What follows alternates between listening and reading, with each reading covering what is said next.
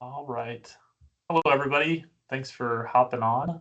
I know we've got a handful of people that will jump on and probably watch the recording after this, but super excited for today's webinar. It's a little bit different than our standard kind of educational slide by slide. It's more of a conversation with our good friend Ann Gonzalez. She's a DPC doctor located in Hickory, North Carolina. I don't want to share too much of your backstory because we'll talk about that. But I've also got Drew Kitchens joining us. He's my business partner at Goodman CPA. And we're going to look at what does it actually look like running a DPC practice. Appreciate you coming on to share some transparency of how things are going. You know, it's not all pretty all the time. I think social media and other things, it's really easy to put forth this really pretty front. But as a business owner, I can also relate to you that like behind the scenes, sometimes it feels disorganized and chaotic, and you're like, what am I doing? But and if you want to just share a little bit about your background, and then we'll do some announcements and stuff before we jump into the conversation. Sure. Yeah. Thank you, Nate and Drew, for having me on. I really appreciate it. I'm Ann Gonzalez, family medicine doc in Hickory, North Carolina, and I've been in DPC since September of 2021. Cannot believe that it's almost 5 years. And we're still here. So that's a good thing as far as being a business owner goes. But yeah, so I was in fee for service for about I don't know, almost 15 something years. And then my patients would always say, are you leaving our practice? Because we had nurse practitioners and PAs kind of coming and going. And I would say, no, barring anything catastrophic. And then COVID happened. And then I think, like a lot of other doctors, we started having some existential crises about what are we doing? Are we helping people? And then we heard about DPC and thought, you know what, I think that's the way we need to go, to really help our patients. So that's our story. That's awesome. I love it. Well, a few announcements before we jump in. We at Goodman CPA have launched a DPC community. We have asked for lots of feedback from our DPC doctors and people in the community on what would be helpful from a professional standpoint, from the accountants, attorneys, marketing people. And the DPC community is kind of the brainchild behind all of those conversations and feedback that we've gotten. And I'm going to share my screen just to show you what this looks like. But if you go to goodmancpa.com /DPC-community, you'll get to this landing page. And in here, we have a group of experts and professional individuals, whether it's CPAs, attorneys, marketing folks, software folks, that are willing to provide consulting services at a fraction of the cost because you're a part of that community. I have weekly Q&As on that call. So if you want to say, hey, I've got questions about QuickBooks or Xero, or I'm trying to figure out my integration between my EMR and my accounting software and something's broken and I can't quite figure it out, I deal with that stuff every single day. And so we have those Q&As to help with bookkeeping issues. You could bring your tax return. I'll help you review your tax return. Or you might be trying to implement some tax strategies, or you just say, hey, Nate, I want to reduce my tax bill. What are some things I can do? I host that weekly Q&A inside the community to help provide professional CPA services for a large fraction of the cost, because there's a lot of DPC people that are just getting started and have questions, but they don't necessarily have the budget for a full accounting team at their office. And so this is designed to provide not only the accounting support, but also marketing, legal support, and software support from these experts that are part of the community. And then the other really big part that I'm super excited about is there's so much value in peer learning. And there is just so much information on the internet about even consulting services for DPC clinics. And so when we can consolidate that into a much smaller community, we can provide that peer-to-peer learning and be able to do things in a very clear through the noise way, where we're sitting inside of a community together, and you can ask people like Dr. Ann, who's been there and done things, made certain mistakes, so you don't also have to make those mistakes too. So super excited about that. we have a founding member round where the first 25 members we're giving a discount on the subscription to be able to have people who are help us continue to build this community and provide feedback. And so if you are interested in doing that, you can head over to goodmancpa.com/DPC community. And we also have one really other awesome announcement about the upcoming event. Dr. Ann, if you want to share about your mastermind that's coming up. Yes, thank you. So one thing over the past probably 9 months that I've been doing is I have a podcast. It's called DPC Life, and I've been talking with new DPC doctors. And what I've realized is a lot of people really have a hard time making that transition from being an employed physician to an entrepreneur, because it's completely different. It's not anything that most of us really learn unless you go and get an MBA before you get your MD. So it's very unfamiliar, and it's extremely hard to make that shift. And so what I'm trying to do is help other doctors who are starting out try to make that shift even faster than we did, because it's not fun going into this. And not only are you learning how to be a business person, but then also trying to shift the way you think about yourself and your value as a physician. So February 21st, I'm having a small in-person event. It's here at our DPC office in Hickory, North Carolina. We've got about, I want to say like 2 or 3 slots left.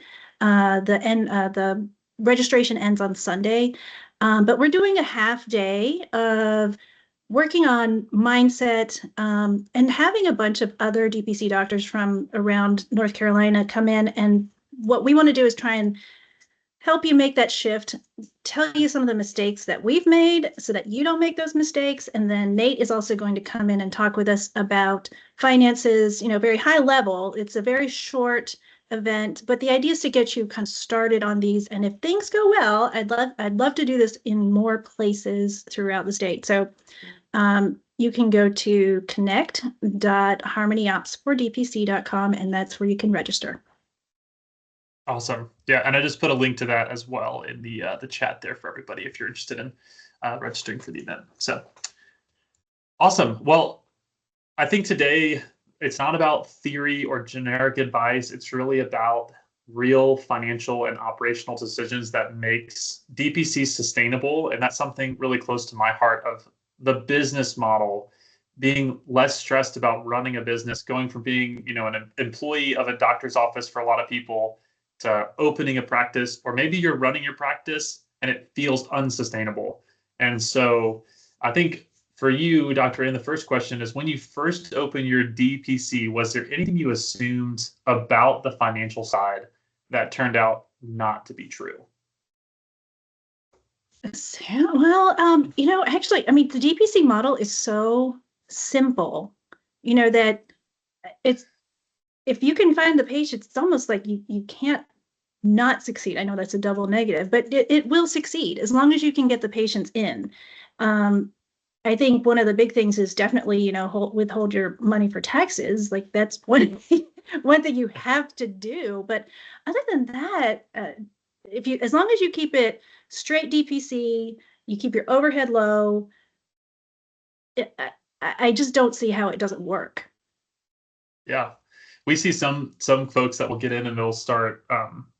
They come from a larger practice that has a lot of really expensive equipment, and so there's this idea that I have to buy all this fancy equipment to get started. And I've heard some people that are like, all I really needed was like a stethoscope and a blood pressure cuff. I feel like get started.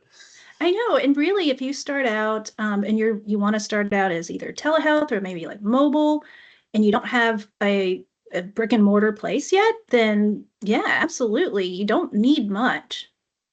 Yeah. I would say people think they need a medical assistant. Oh, so my partner, Dr. Kelly, Rachel Kelly, she's sitting here. She doesn't want to come on camera, but she's also but she's saying, some people feel they have a medical assistant, and you really don't, because if you're opening your DPC and you're so low and you're slowly getting patients, which most people are gaining patients, a few at a time. They're not necessarily opening and having 100 people at once. Now there's people who do, but most people don't. You don't really need a medical assistant because, and and you probably don't want one, because you're going to really bond with your patients when you're the one bringing them back into the office. You open the door for them, you greet them, you do their blood pressure, you do their vital signs, you get their height and weight, and they love that. That is something that they've never had a physician do. And, they really, really enjoy that. It's very personal touch. Yeah. Yeah, that's awesome. In terms of passion and getting like really excited to launch or start, move to the DPC practice, was there ever a point that you hit a point you said, passion alone can't make the practice feel stable? Or maybe another way to phrase it is like, what does unstable look like in real life versus stability? Yeah, unstable can look pretty ugly. So we're 4 years in, and we recently just hired a nurse practitioner. And I think we were very, very lucky when we started, because we had a very unique experience where the practice where we left, we were supervising mid-levels, and the practice was multi-specialty. And so it's OBGYNs and primary care, but the OB-GYNs could not supervise the primary care mid-levels. And so therefore they decided to shut down the primary care part of the practice. They did not want to deal with all of the patients. And so a lot of them came with us. So we actually started out very solid, with a good number of patients. But now, having hired a nurse practitioner, and she was not able to bring a lot of patients with her, we're kind of starting, from scratch. And so that is, that's a hard place to start, especially since we've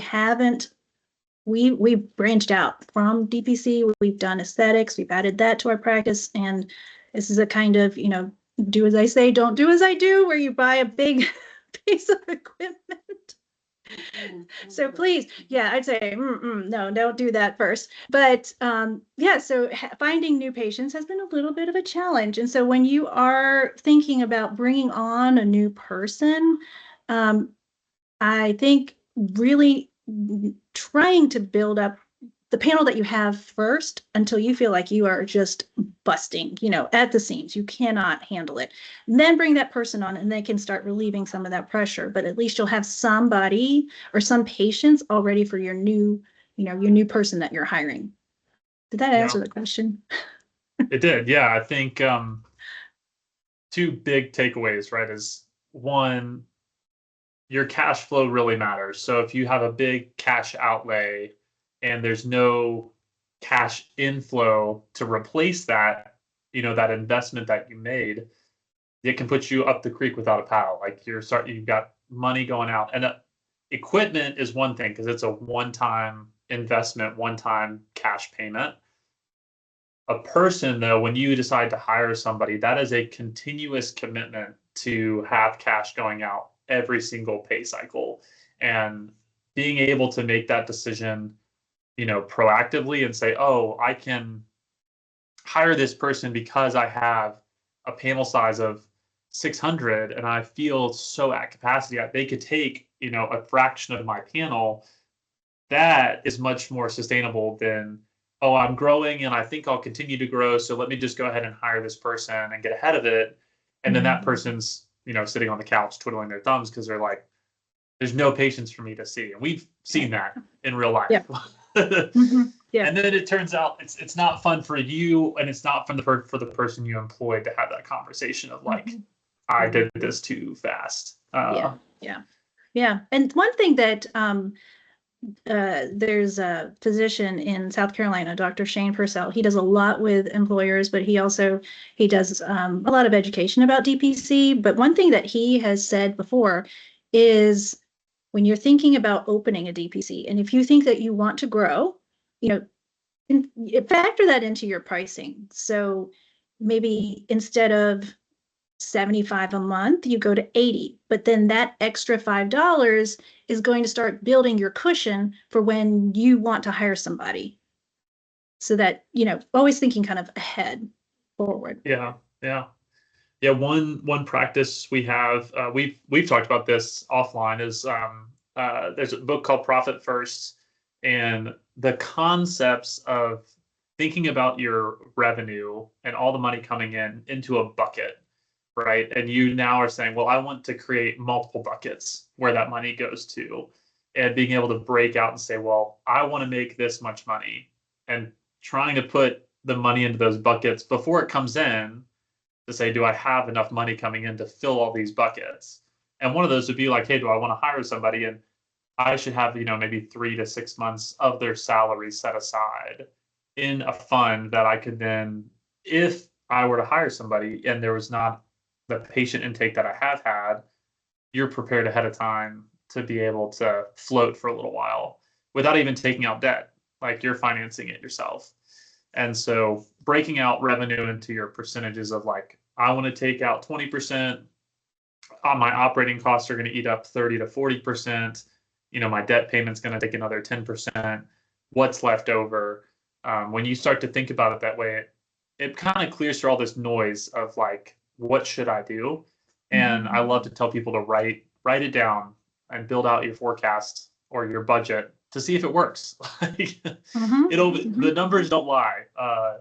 So that's I love that concept. Dr. Shane Purcell also, he's got, a lot of things with working with employers, that understanding your target market and who you want to work with. So I think my other question, kind of off that, I don't have this one written down, is when you started, did you have a direction that you thought you were going to go? What was it, with families or employers, or a mix of the two? Did you have a goal when you started out? Well, when we started out, we had we brought a lot of our old patients, not old, but our previous patients with us. And so we were thinking of just mainly going with individuals. We're also not family practice doctors. Oh, sorry. Yeah, we're not family practice. So, well, I am family, but Dr. Kelly is internal medicine, and I did geriatrics, and so we don't see children. So it kind of cuts some of that population out for us. So we were seeing adults only. But so we were thinking of doing more just individuals. We thought about working with some employers. We did for a little while, but just never really took off. But honestly, we were pretty full, so we didn't pursue that. But that's another really good way of getting a lot of people at once. And not everyone's healthy, of course, but relatively healthy. And generally, from what I hear, a lot of employees, some take advantage of it and some just never come in. I hear of people, they're like, they have to chase people to come in, and they feel bad because the employer is paying every month for this person to be covered and they never come in. Yeah. So I think there's some like, from our perspective, right, as if we sit as a CFO for a client, we love that, because we're like, oh, there's no costs, right? But you as the doctor are saying, well, they're not taking advantage of what I want them to take advantage of. And so there's a real psychological battle there that I think one big thing we try to practice or help people grasp is understanding the value you bring just by being available. Even if it's never used, there's a lot of value in you being available, and you're providing the ability for those employers to now offer that benefit and attract real talent, because they said, hey, we have this great health benefit that if you ever do need to go to the doctor, there's no wait times. You can just, you can schedule usually most people are next day, sometimes within a week, you can have an appointment. You can text your doctor, and that kind of stuff for an employer is usually a really expensive add-on, because they have to go and shop it and get an insurance plan that has some of that stuff included. And so just by offering it and being available, you add value that's worth paying for. And that's for me as an employer too, because DPC is our benefit, one of our benefits as an employer. And I love that. I don't know if all of our team members use it. Drew, I don't know if you've gone to your DPC doctor yet. He's nodding his head. Yeah. Make some maybe videos for us. Rachel's saying, can you make some videos for us about how wonderful it is? That's it. I will. Yeah, we also have been working on, as part of some of the resources inside of the community, is a conversation guide. So, like, how to have conversations with employers. And I think one thing we want to build next with feedback from you guys, is actually build a slide deck that you could use with employers, that you could walk in and say, like, let me explain the model, the value, and like why you would sign up with us. Because I think just getting people to, like, if you're trying to get patients in the door, get the boots on the ground and start knocking on doors, you know? So back to your practice, looking back over the course of your practice, what has been one financial decision that you wish you had made earlier? Earlier. Not to buy earlier. Can it be a negative decision? Yeah. So yeah, so I mentioned that we did aesthetics. We started doing that probably about 9 months after we had opened. It's something that I never had thought I was going to do, but honestly, when I went and took some classes, I found I really, really enjoyed it. And it's just completely 180 degrees difference from regular primary care, in that people love coming to see you if you're doing aesthetic treatments for them. They're not afraid because they're not going to get fussed at if they didn't, watch their diet or didn't exercise. They enjoy. They're not going to miss that Botox appointment. But I found I really, really enjoyed it because, again, people wanted to come in and they felt better about themselves, and it ties in really nicely with primary care, right? Because if you're feeling better because you look better, then then generally you present yourself better. But anyway, so we started with aesthetics, which was fine. We were doing injectables only, and then we decided to purchase an energy device, which we love. It's a really good device. We had to learn a lot about how to market this because, again, it's a want, not a need. And probably the decision that we should have done that would have made things a lot easier is holding off on buying a second device, which we did. And that's kind of, it's one thing we wish we hadn't done. So definitely keeping the overhead low. Yep. So one thing I will say, one thing that we did that was really, really good at the beginning was we subleased a room and kept that our overhead was, goodness, it was like 20%. It was so low. Mhm. And we had a part-time assistant. She was in college. She'd been Dr. Kelly's babysitter, so we knew her very, very well. So she would work like 8 hours a week. And then the rest of the time, again, we didn't have an MA. So we didn't have anyone else. It was just us. And it was great to start out that way because we really were able to save a lot of money. So highly recommend that. Yeah. I feel like this actually plays in. I told Michael, he messaged in the chat, had a question about leasing versus buying. And I could talk from my perspective, but I'm curious, did you choose to lease or to buy when you first started out? And where are you at today with your own building? We actually, we leased a room at the med spa next door to the practice that we left. So it was very, very strange. So the woman who had started the practice where we were working at, she owned a med spa, which was next door. And when we opened, or when we thought about leaving, we approached her and said, hey, would it be okay if we can lease a room? And she was very kind, and we appreciate it forever. But she's like, yeah, sure. And so that worked out fantastic. And then once we started to grow, though, about, I said, 8, 9 months into it, we realized that we did need more room, and we got very, very lucky. We happened to be going to a real estate appointment to look at this house, like, for purchase.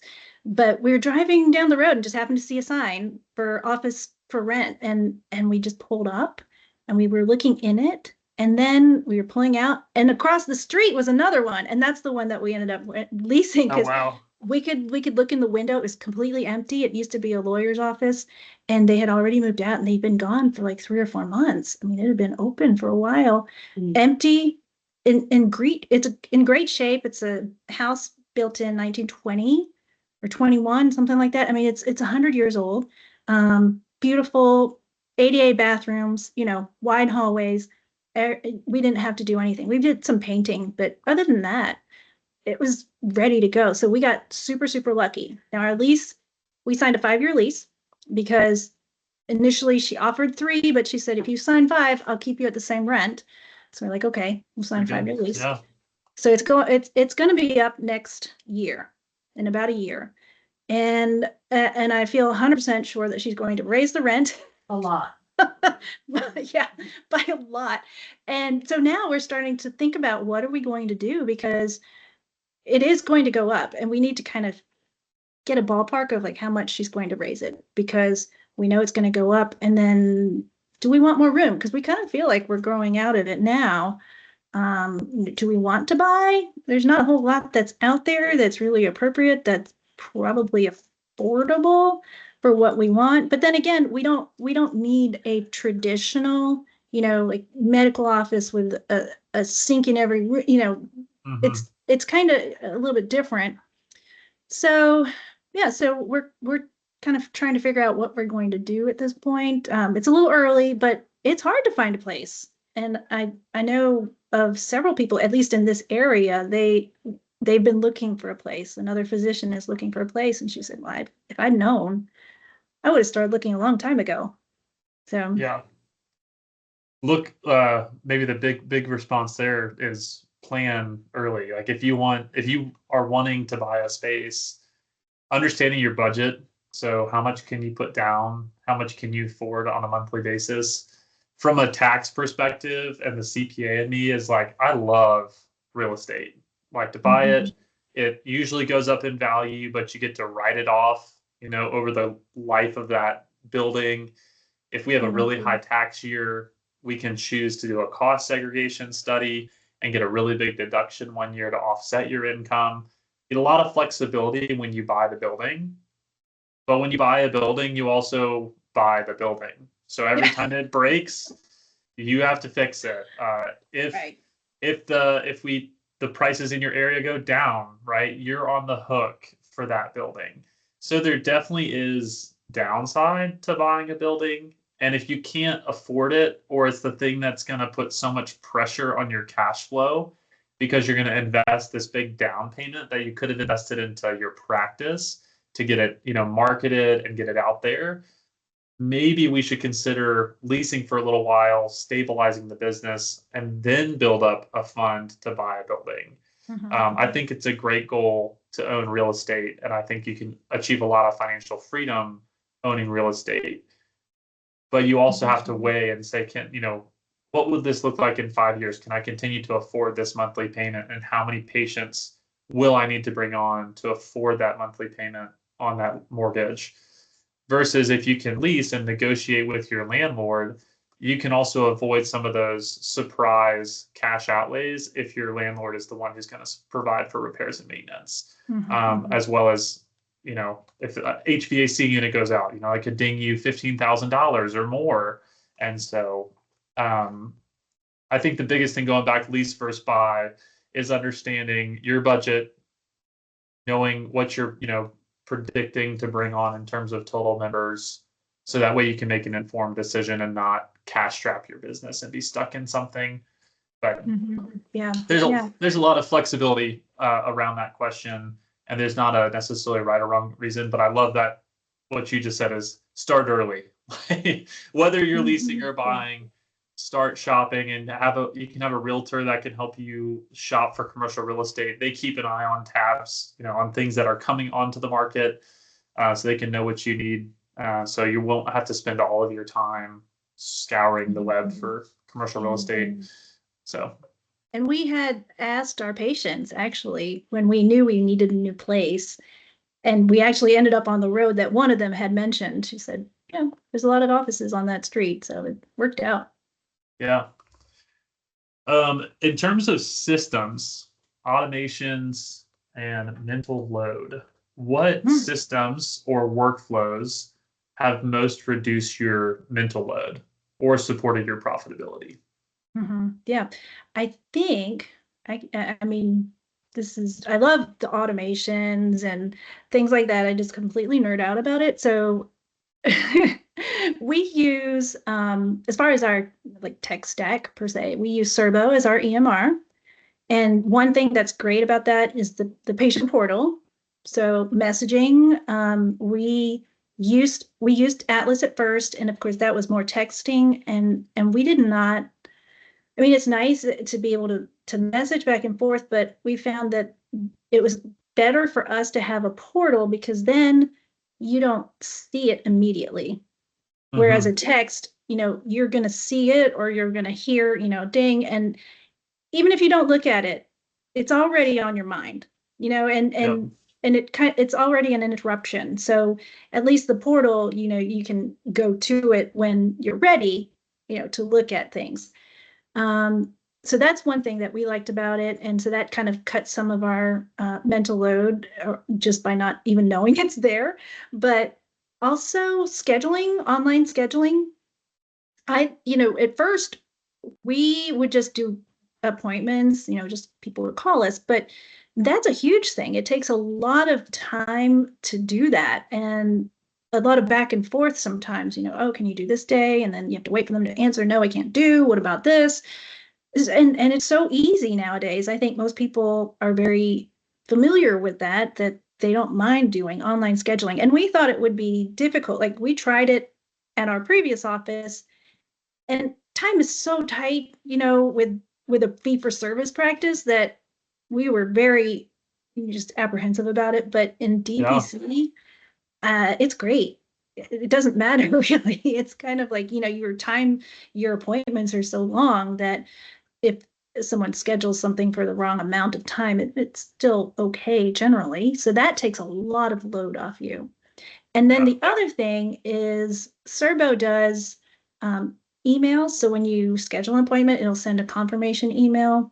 And then a day before, or whenever you decide you want to, you can send another email ahead of time as a reminder, and then a text message as a reminder. So those are really great for helping people remember, because I honestly, I'll get a reminder 2 hours before something and then still forget. So it's really nice to have those reminders. And we also have right now we're using a combination of two systems. One is Kajabi and one is High Level, but the High Level system will send out emails automatically. So when we have someone who does say, I'm interested, it puts them on a list automatically, sends emails, hi, here's our practice, this is what it's all about. And then like the next day, it'll send another email. We do this, we can see you for acute visits. We can do EKGs in the office. We can do all these things. And then the next day, another email. Did you know that we also, treat women in perimenopause and menopause, for example? So they can get a whole series and get a feel of like, what's your practice like? And that is, it's just so nice not to have to think about it. It automatically, it just goes. I don't have to do anything with it. Yeah. And that's I feel like when we start talking about marketing and sales, that's a hard conversation sometimes to have, because if any of you guys are like me, in the professional world, when you are the product or service, it feels weird to try to convince people to pay for you in your time. But it is so vitally important. And I love Go High Level is a great system that a lot of people lose opportunities because people see something and they forget, but they've clicked, hey, I want to learn more. And so having automations inside your marketing system, you have to have marketing and sales as a business owner, whatever you're doing. There is some element of marketing and sales, whether it's word of mouth marketing, whether it's general community marketing where you're supporting events in your community, whether you're paying for Facebook ads and Google ads to get traffic to you. When people get to you, what happens? And that's a big misstep that people have, is they actually have a lot of interest, but then those leads walk away. And but understand the process of a prospect and then to a lead, marketing qualified lead, a sales qualified lead, and then a customer. It's just hard sometimes to talk about those terms when it's a patient that you're going to care for. But the end goal to help overcome some of that hump is, if you truly believe that what you provide is going to help people, then you want to remove any barriers to help them get access. And that's why we set up these systems, to help people get access into this. So Yeah. And the other thing about it is not only does it help people know more about your practice, for example, with these automations, it's fast, it's automatic. So there's no waiting because nowadays, if you don't do some kind of response, some kind of interaction or engagement, that person's lost. You just have to be Yeah. so fast. And then the other thing is they're really helpful for retaining them as your patients. So you probably heard this, Nate, about, it's not just about getting new patients, it's about keeping the people you have and keeping them happy. So Yeah. systems are great for sending out just like monthly emails and hey, this is what we're talking about this month. I think next month is colorectal cancer awareness month. Last month was cervical cancer awareness. So topics like you need to get your pneumonia vaccine at 50 now as opposed to 65, and just different things like that, so that people know that you are still there because it is Yeah. subscription and maybe they're not coming in every month, but you still want them to remember, yeah, I'm here for you, Yeah. that we're still here serving you, even if you don't see us. Yeah, that's a great point. I love that. When they see the money come out every month, and that is can be a trigger point for people to churn or cancel. And so continually providing a little bit of value that's even to the whole community that's, subscribed to your services can go a really long way. Um, in terms of growth, did, did you put any guardrails in place, or what guardrails did you put in place to protect your time as your practice has matured? Yeah, that's one thing we had to really think about, especially when we did add the aesthetics part, because we were growing on the primary care side and we knew we wanted to grow the aesthetics, but we both Rachel and I have children that at that time they weren't driving, so we were still the taxis. And so there was still a lot of things that we had to do with our kids. So we knew we only had a certain amount of hours in the day that we could actually see patients.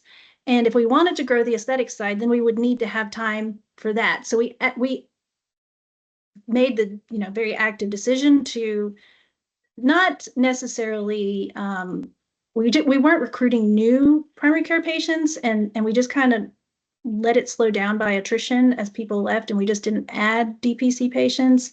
We were trying to grow the aesthetic side, so we had to kind of consciously make a decision to kind of even it out, I guess, to balance it all out so that we weren't, you don't want to go from fee for service where it's like one fire, you don't want to jump from one frying pan to another.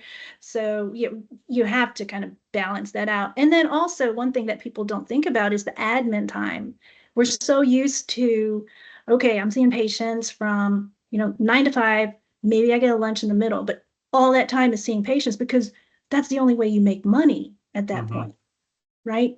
But you can't ignore that. You can't ignore the business part now that you're a business owner. You have to Yeah. make time for that. It's not going to get done if you don't make the time. What is your method for making time for the business side, and what do you do in those time slots that you're working on the business? So definitely once a month, Rachel and I, we set time, like a 2-hour block once a month. We call it we call it our strategery time. So that's our strategery, and we put it in the calendar as strategery. So that's blocked off, and it says, do not overbook, don't move this, like no touchies, don't touch this. So that's our time to talk about things.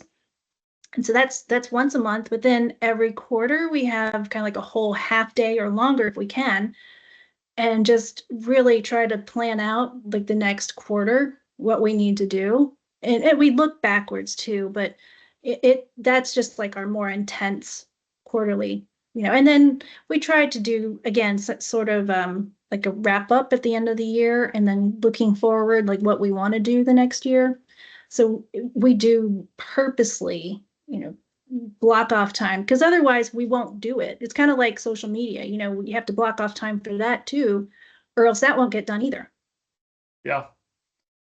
Yeah, that's I love that. Yeah, I tell people I feel like sometimes in these conversations I'll have with doctors or if I do webinars or stuff, some of the stuff I share is like, oh yeah, I know that, Nate. I don't need you to tell me that again. But my usual reminder to people is you might know this, but now the question is, do you practice it? Because actually setting aside that time on your calendar, and it's a meeting with yourself, and it's one of the most valuable meetings you'll have, but you have to hold to it. And if it's the thing that always gets dropped, then if you end up 6 months down the road and you feel like you don't have any financial clarity, it might make sense because you haven't held that meeting with yourself, right? Mm-hmm. So in terms of growth, how do you guys think about growth? And is it, do you have a cap and you're saying we're going to get to this point and we're finished, or do you guys want to continue to grow? What's your mindset towards growth? Well, we didn't really, I mean, like I was explaining about, with the aesthetics and DPC split, I mean, we didn't really have a number about like, I want to get to X number and that'll be good. And then we know we have, kind of a good split. I mean, we kind of think about it as both time and money, looking at how much money is coming in from DPC versus aesthetics, and then how much time are we spending in each. But we never really had a number. We kind of went by like, how does this feel? Do I feel stressed about, fitting in this number of DPC patients while trying to grow the aesthetics part? And then also we did look at the calendar, to see, because I remember there was one month where I was like, God, I am working so much. Like, I just couldn't believe, why do I feel like this? And I went back, and there's a way in Cerbo where you can look at the calendar and see like percent of your hours, like how many hours were you scheduled. I was scheduled like 130% of the hours I was supposedly working. And I thought, okay, that's why. Yep. So, yeah, so we kind of do that, a lot of that on just how do we feel about, how does it feel? Yeah. Yeah. Some of the gut feelings towards it. And mm-hmm. you know your own capacity to an extent, right? Yeah. And you're back in control. So I guess my last question would be related to building a practice that's putting your life first, right? What does it actually look like day to day, going from fee for service to DPC? What does it look like to actually have a life first practice? I think you have to be very intentional. We weren't very good about planning stuff out at the beginning. And I realize now that what we could have done better, but sort of, and it's one thing that we don't really do, because when you're in fee for service, you have a schedule, right? Everything is planned out for you. So you have to start thinking about it like we were saying, planning that time when you're going to plan. Time blocking is something I'd never thought about doing, but it's very useful to see like how much time are you doing certain things, how much time is it taking you to do this administrative task, and how much time did you think it was going to take, and did it take that much time or did it take more? And then just realizing you don't have to see patients 100% of the time. You can't, because you have to take time for that administrative stuff, the business part, building what they say, working on your business, not in your business, right? Yeah. So, mm-hmm. I love that. Yeah, so that's being awesome. very intentional about protecting the time, because and most people say this, unless, because you build your business because you love what you're doing, right? And when you enjoy what you're doing, you can get just so into it, you don't realize how much time you're spending on it. And then you don't, but sometimes you have to, right? Because if you're just starting, you have to pour a lot into it, but still being very intentional about, setting time to exercise and spend time with family. So it's all about being thoughtful and planning ahead. Yeah, that's awesome. Well, I'd love to leave just a little bit of time here. If anybody that's attending live has any questions, you guys can post those in the chat, either for myself or Drew or Dr. Ian. We'd love to answer questions, and if not, we can wrap up. But any questions out there that people have? I have a question for you guys. Perfect. Well, number one, I'll be on tomorrow. And as we were talking, you were talking about the Friday chats. Rachel's over here. She's like, yeah, that's really good. We're going to be there. So yeah, you'll see one of us tomorrow. But my question is, what do you guys think about like good versus bad debt? Like, do you think of debt in those kinds of terms? Yeah, I think in business, it's a lot easier to have good versus bad debt, right? And I mean, even in personal, there's good debt versus bad debt, right? A mortgage and being able to buy a house and being able to then, you would never have been able to buy that house. And as you pay it off, you now own a piece of real estate. Bad debt is you want a bunch of new clothes and you go to the mall and you just have a credit card and you just run up a huge charge that you can't afford. And now you've got a 25% interest rate on a credit card. That's really bad debt.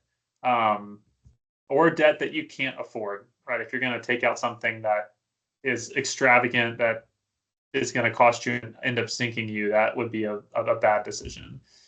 The same goes for business, and you can have good versus bad debt. But we have people who take out an SBA loan to start their practice, and they use it to pay for branding. They use it to pay for their website, to fund their lease for the first year, to pay themselves for the first year. They can have that financial cushion, and it is a risk.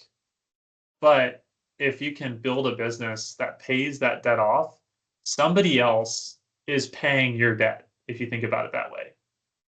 In business is basically the only place you can do that where someone else will pay your mortgage or someone else will pay your SBA loan, right? I took out a loan when I bought my first CPA practice. And the way we thought about it was I was buying cash flow. And I was able to then use that purchased cash flow to pay that debt and then one day have a job for myself. That's good debt. The bad debt is, I get super techie about stuff. Maybe I want some sort of piece of equipment for my office, and then I go and use a credit card to buy that piece of equipment. That would be a bad decision unless I have the money to pay for that, right? Is that more of that's what you're asking? Yeah, because there's things when we've talked about certain investments and you were mentioning, could you have taken that money and put it towards something else? And would taking money from instead of doing one thing but putting it towards marketing, it's still debt, but then you get return with it, for example. Yeah. The return on investment's a big one to focus on. Like, what is this? Just like a depreciating asset that's necessary for the business, or is this one actually allow you to make more money or something to be able to pay that debt? A good question here is, what are some financial expenditures that you've made that you're really happy with? And they said not just financial return on investment, but happiness return on investment. Yeah. So when we started, I mentioned it was just me, my partner, and then our assistant who was part-time at when we began. But about a year in, we hired a VA.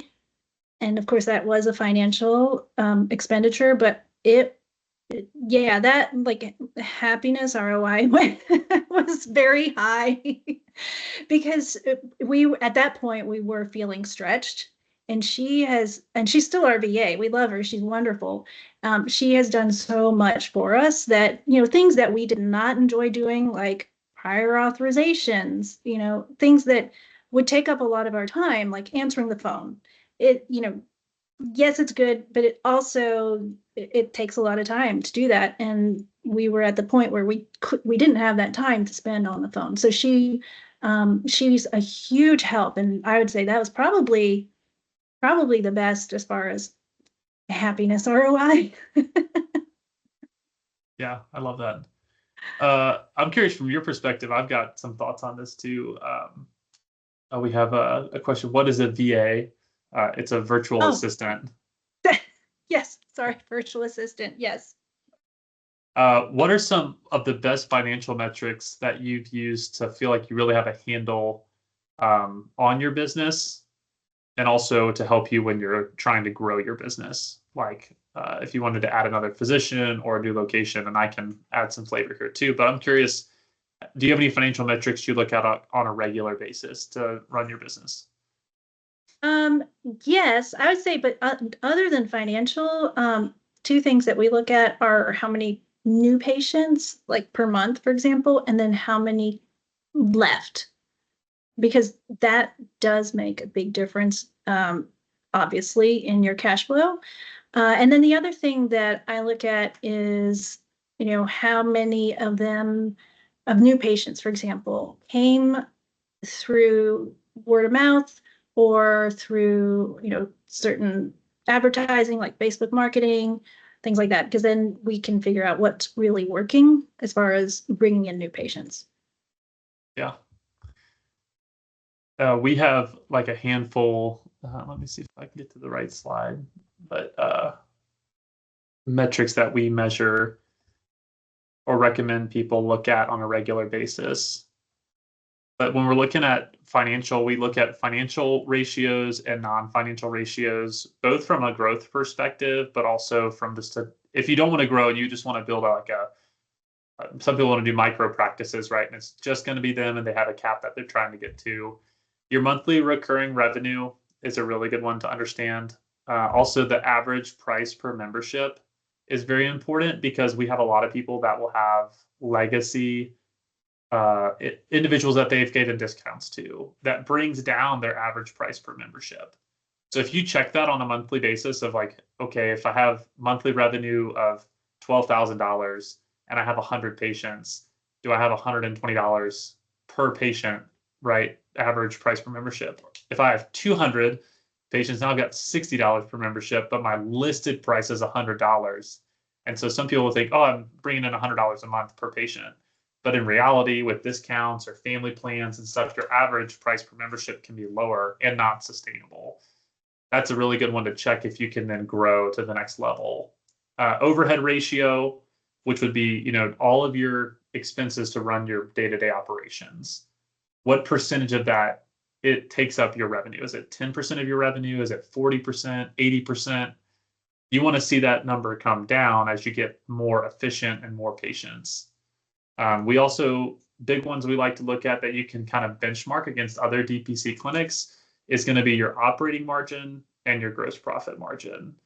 Operating margin is after all of your costs, all of your operating expenses, what is left, and what percentage of that is your revenue. So do I get to keep 10 cents on every dollar I make, or do I get to keep 50 cents on every dollar I make? That will help you understand, are you ready to scale and grow your business in a way that's healthy versus if you're scaling a 10% profit margin business and you add an additional employee, that might tank your growth. So it's really important to keep a number on those. And then Dr. Andy, you said this in the beginning, setting aside money for taxes, making sure we usually recommend people when they're getting started to set aside about 30% of that net income number in tax for their tax bill. And whether it's higher or lower come tax time, depending on if your spouse also has tax stuff going on, you can give yourself a bonus if you've set aside too much, but at least you have something set aside. And then the other big one's a cash reserve. We recommend for DPC clinics to set aside 10% of their 12 months of revenue into a high yield savings account that's liquid. And that number is because your business is pretty stable. It's monthly recurring revenue. So you would only ramp that to a higher percentage when you're looking at hiring a new person or you're looking at purchasing an asset or buying a building. We ramp that number up to 20 or 30% of your last 12 months.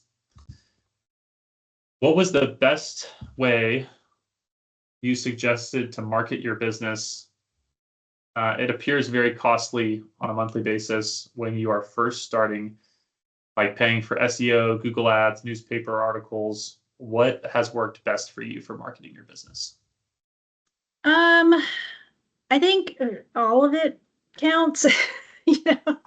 So word of mouth. So I talked a little bit about, retaining the patients that you have, but then you can also get them to help you find patients, because if they're your patients, they believe in the practice, they're the best cheerleaders for your practice. So having your patients talk about you to their friends and family, On Facebook, a lot of moms, particularly because women tend to be kind of the decision makers as far as healthcare, and there are a lot of Facebook groups. Every city has like a moms group, and people are always asking about who's a good doctor.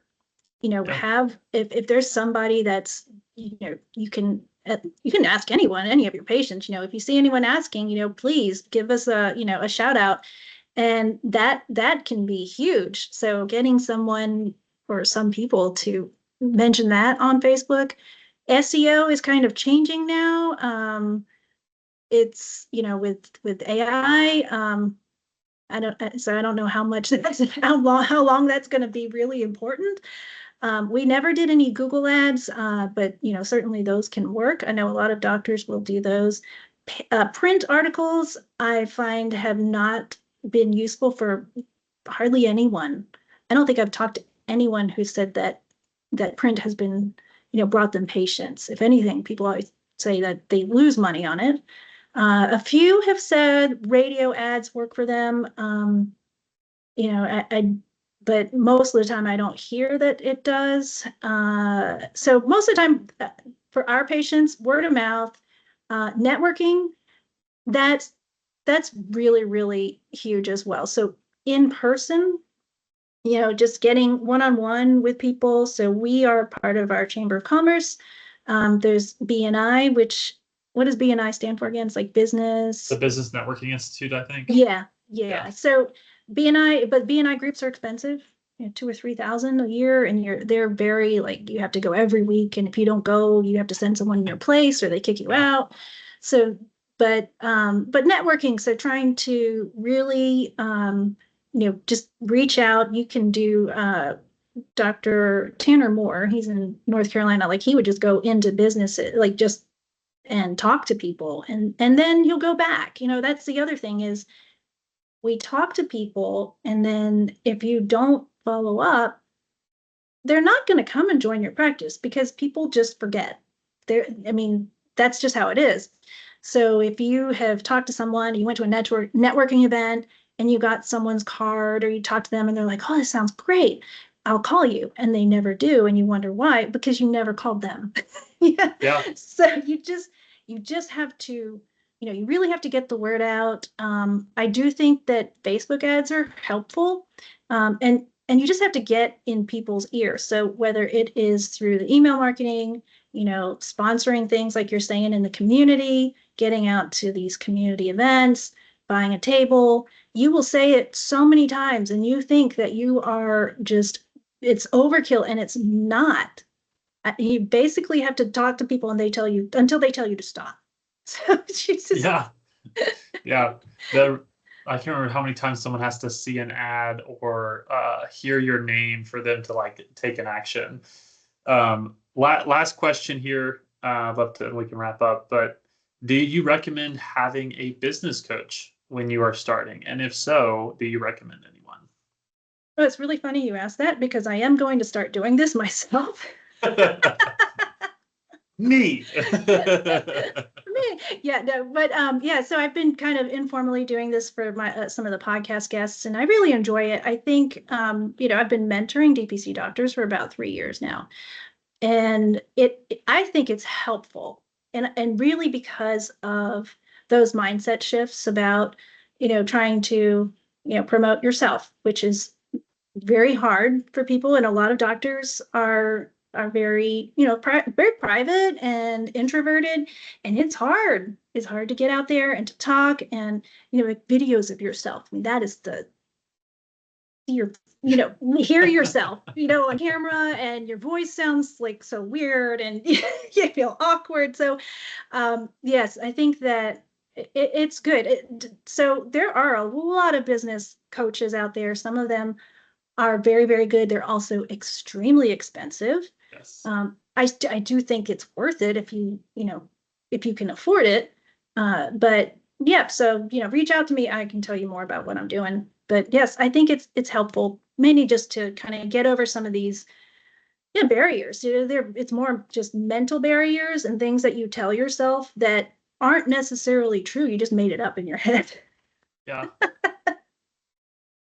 Yeah, and I love to put a plug in there again for the DPC circle, right? Dr. Ann's a part of that now. We've got you in there.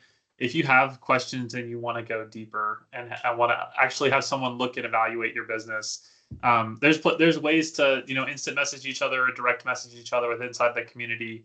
Come and join the weekly Q&A. We'll have a insider webinar that will be focused on how to look at your tax return as a business owner and how to identify tax strategies. And so that'll be for our community members. But we'll also have weekly office hours, more strategies as we get feedback from you guys that join the community, and continue to build those resources. And a peer discussion, which you're talking about, is so valuable to help with those mindset shifts of, okay, I'm a business owner now, so like I have to think this way, and it's not wrong or dirty to think that way. We're trying to add value and change healthcare in America. And so, yeah, for certain, reach out to Dr. Ann. She's an amazing mentor, helper, and voice in this space. And we're happy to help as we can in our way as accountants. So thank you guys so much for jumping on and joining. And where do you join the DPC circle? If you want to scan this QR code, you can do that. You can go to goodmancpa.com/DPC-community, and you can click join the community. At the very bottom, if you scroll down on that landing page, there'll be a join as a founding member where you can get the discounted rate. I want to plug your DPC circle as well. Nate's wonderful. He has helped us out. So when he said he wanted me to come on this webinar, and I was like, well, you've seen our finances. Are you sure you want me to come on there? That's it. The good, bad, and the ugly. We're all working together, right, to create a better place and remove any isolation around owning a business and running a business. So if we can help on the financial side, we want to be able to do that and create an atmosphere that helps people build and start these practices and build healthy businesses, because that's going to create the change. So thanks so much for hopping on today. I appreciate your time. Thank you. That was awesome. A lot of fun. Thank you for having me.